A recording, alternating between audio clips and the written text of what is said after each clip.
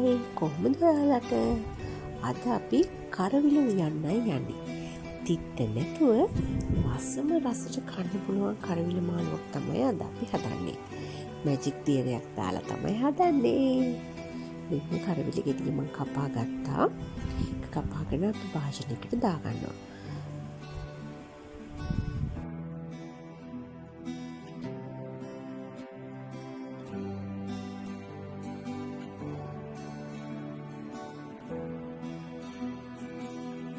ඊට පස්සේ මේකට මම එකතු කර ගන්නවා රම්පා.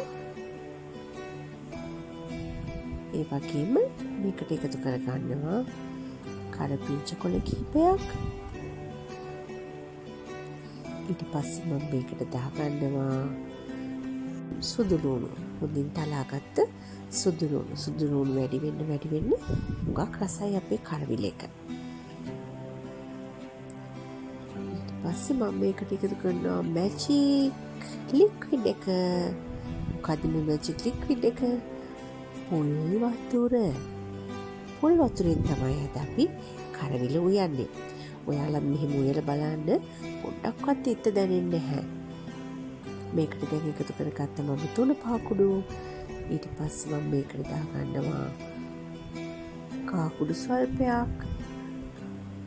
ඒ වගේම ඊළඟට මම එකතු කරගන්නවා මිරිස් කුඩු ස්වල්පයක්. රසයේ විදිහට මේකට ලුණු මිරිස් 3-5 වර්ග එකතු කරගන්න. ඊට පස්සේ අපි මේ ලිප පත්තු කරලා පහේ ටික කලවම් කරලා මේක ඉදෙන්න තියමු.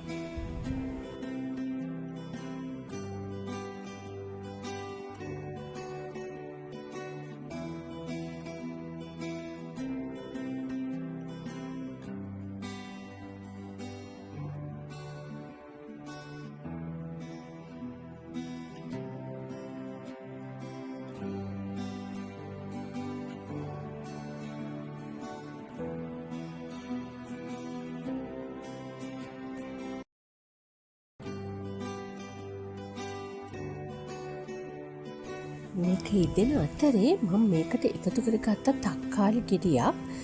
තක්කාලි නැත්තම් ඕගොල්ලෝ වෙන මොනවා හරි ඇඹුල් జాතියක් එකතු කරගන්න සියඹලක් දානවා සමහර අය. ඒක ටිකක් වැඩියෙන් දාගන්නත් පුළුවන්. එහෙම නැත්නම් තක්කාලි දාන්න. මේක දැන් ඉදෙනකම් වහලා තියමු. මම දන්නවා ගොඩක් අය කරවිල උයනකොට සීනි දාගන්නවා. ඇත්තටම ඉතින් කරවිල කන්නේ දිය වැඩියාව තියෙන එහෙම නැත්නම් වෙන රෝගයක් තියෙන අය ගොඩක් කට්ටිය. ඒක නිසා සීනි දාගන්න නැතුව මේ වගේ පොල් වතුරෙන් උයා ගන්න පුළුවන් නම් ඕගොල්ලන්ට ගොඩාක් හොඳයි. ඇඟට එන සීනි ප්‍රමාණයත් අඩු වෙනවා. ඒ වගේම රසත් වැඩි. තිත්ත රසයකුත් නැතුව ගුණ දෙයක් කන්න පුළුවන්. දැන් අපේ කරවිල ව්‍යංජනය හොඳට ඉදලා තියෙන්නේ.